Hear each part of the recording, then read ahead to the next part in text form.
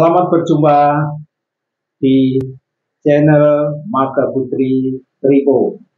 Saya Romo Sunoto akan menyampaikan bimbingan Dharma dengan tema keberuntungan. Keberuntungan atau beruntung merupakan keinginan setiap orang. Ya, tidak hanya agama Buddha saja. Setiap orang menginginkan keberuntungan. Namun keberuntungan tidak datang dengan begitu saja. Keberuntungan harus ada hal-hal yang mengkondisikan. Ya, keberuntungan itu bisa tercapai atau bisa terwujud, saudara-saudara. Kalau zaman dahulu, keberuntungan, untuk mendapatkan keberuntungan, seseorang biasanya datang ke orang-orang pintar, ke orang-orang yang bisa gitu ya, dengan meminta jimat ya. Kalau zaman dulu seperti itu, supaya dia beruntung, dia sukses ya, dia harus mengandalkan jimat-jimat itu. Nah, itulah kehidupan orang zaman-zaman dulu. Mungkin sekarang juga masih ada yang seperti itu, tetapi kita sebagai umat Buddha, hal-hal seperti itu sudah kita hindari, atau kita sudah tahu tentang Dharma, sehingga tidak kita ikuti lagi. Karena kita meyakini bahwa keberuntungan itu tidak berasal dari benda-benda itu, tetapi keberuntungan itu berasal dari apa yang kita lakukan, atau disebut karma, ya, atau karma. Apa yang kita perbuat akan mempengaruhi di dalam kehidupan kita, termasuk keberuntungan. Nah, tentang keberuntungan ini, Bapak Ibu, saudara-saudara Dharma, yang selalu didambakan oleh setiap orang, bahkan keberuntungan ini seringkali orang ya mengharapkan dengan cara berbagai macam cara ya, tetapi yang didapatkan biasanya hasilnya adalah kebalikannya. Nah, kita sebagai umat Buddha, kita meyakini bahwa keberuntungan bisa kita kondisikan. Nah, saya menemukan sebuah artikel bahwa manusia yang paling beruntung itu sesungguhnya siapa. Nah, saya melihat atau saya membaca di sebuah artikel, ada seorang Kroasia yang bernama Franz Selak, itu dijuluki manusia yang paling beruntung di dunia. Karena Franz Selak ini mengalami 7 kejadian yang luar biasa, dan satu tambah satu lagi kejadian yang termasuk besar juga. Apa itu? Di antaranya yang pertama adalah Franz Selak ini, orang yang berasal dari Kroasia ini, memiliki atau dia mengalami 7 kejadian yang mengerikan kalau menurut saya gitu ya. Yaitu apa? Yang pertama, pada tahun 1962, Franz Selak naik kereta, ternyata keretanya keluar dari rel dan Franz Selak ikut celaka di situ, ya. Namun Franz Selak selamat. Bahkan dikisahkan di situ ada 17 orang yang meninggal. Ada 17 orang yang meninggal. Nah, itu kejadian yang pertama yang dialami oleh Franz Selak. Yang kedua, pada tahun 1963, Franz Selak mengalami kecelakaan juga, yaitu pertama kali dia naik pesawat. Dia naik pesawat, ternyata pintu pesawatnya lepas, saudara-saudara. Ya, Franz Selak karena waktu itu dia tidak memakai seatbelt, sehingga Franz Selak tersedot keluar, lempar keluar. Namun Franz Selak selamat, saudara, yaitu jatuh ke tumpukan jerami. Itu kejadian yang kedua. Meskipun di situ akhirnya pesawat itu juga mengalami kecelakaan, dan yang meninggal adalah dikisahkan ada 19 orang yang meninggal. Itu kejadian yang kedua. Sedangkan pada tahun 1966, Franz Selak mengalami kecelakaan lagi, yaitu naik bus. Pada waktu itu dia naik bus, busnya mengalami kecelakaan. Ya, bahkan dipisahkan di situ diceritakan ada 4 orang yang meninggal di dalam bis itu, ya, dalam kecelakaan itu. Frenzelak selamat lagi, ya, Frenzelak selamat lagi.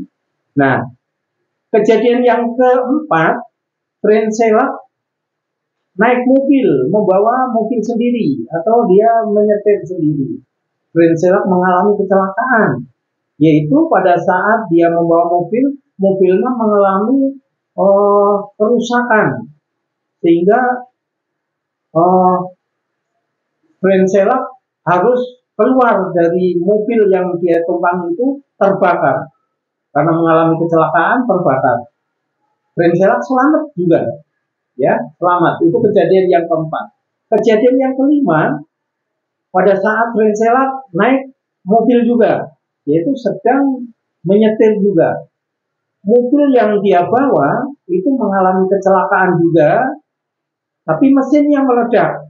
Pada saat mesinnya meledak, ternyata mengeluarkan api. Api keluar dari ventilasi AC yang menyambar mukanya dan membakar muka serta rambut. Rambutnya sampai terbakar. Itu kejadian yang kelima. Nah, kejadian yang keenam, ya, kejadian yang keenam adalah waktu itu Frenzelak sedang melakukan perjalanan, ya, sedang melakukan perjalanan. Pada saat jalan, Frenzelak ketabrak bus, ya, ketabrak bus. Tapi Frenzelak selamat lagi. Dia hanya mental lecet-lecet begitu saja. Tetapi pada saat kejadian yang ketujuh, yaitu pada tahun 1976, nah ini kejadian pada saat Frenzelak sama juga sedang mengendarai mobil. Pada saat mengendarai mobil ini, Frenzelak ketemu dengan serombongan mobil PBB. Pada saat ketemu di jalan papasan, ternyata jalannya sempit, sehingga Frenzelak membanting setir jangan sampai terjadi tabrakan. Dia membanting setir ke kiri, ternyata dia nabrak pinggiran jalan atau pembatas jalan.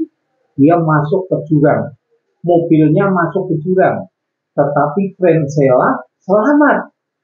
Yaitu dengan apa? Pada saat mobilnya terguling, dia kelempar keluar dan dia nyangkut di sebuah pohon, ya, di dahan pohon. Nah, disitulah Frenzelak mengalami 7 kejadian yang menurut saya luar biasa, ya, luar biasa, ya. Tetapi di situ Frenzelak meskipun dia luka-luka juga tidak sampai nyawanya hilang gitu. Dia selamat juga, dibawa ke rumah sakit, dia selamat juga. Nah, kejadian yang ke-8 yang terakhir adalah pada tahun 2003, saat itu dia akan ulang tahun, 2 hari mau menjelang ulang tahun, Frenzelak mendapatkan undian lotre yang nilainya kalau dirupiahkan adalah 14 miliar. Ya, pada saat itu adalah tahun 2003. Kalau di dolarnya adalah 960 ribu dolar. Nah, kalau dirupiahkan kurang lebih 14 miliar itu.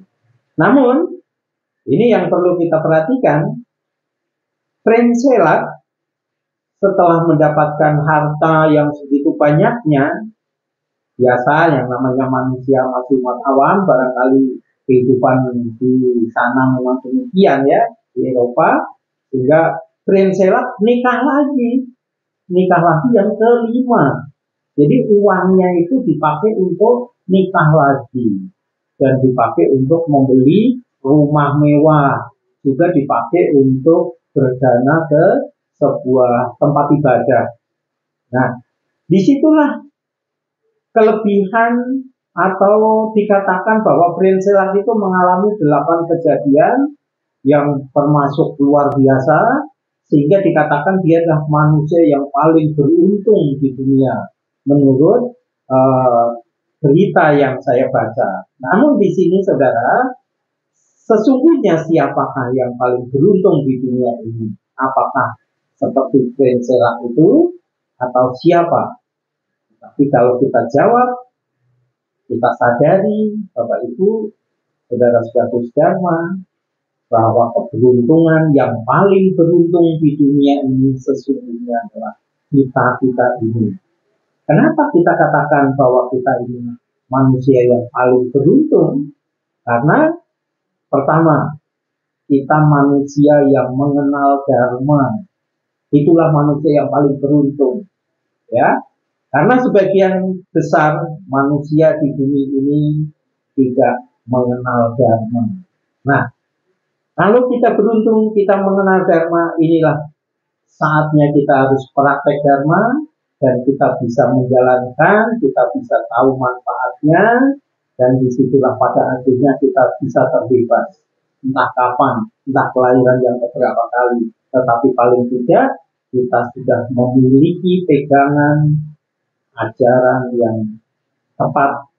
Ya, inilah keberuntungan kita.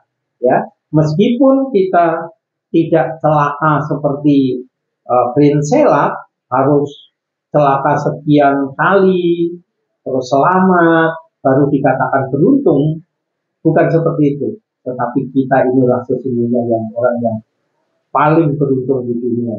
Yaitu diantaranya adalah kita mengenal Dharma. Ya, itu. Mungkin itu yang bisa saya sampaikan secara singkat. Semoga apa yang saya sampaikan ini bermanfaat. Dan semoga kita bisa praktek Dharma dan kita selalu menjadi manusia yang beruntung di dunia ini. Dan sebagai penutup akan saya tutup dengan doa. Yakinlah yang Tuhan Yang Maha Esa dan Trinity yang Agung akan selalu membimbing, melindungi, dan memberkahi kita semua. Berbahagialah bagi mereka yang telah membuka hati dan pikirannya untuk menerima Dharma mulia ini. Makarlah permata teratai suci, maka. Dan saya akhiri dengan salam dalam Dharma, Namo Buddhaya.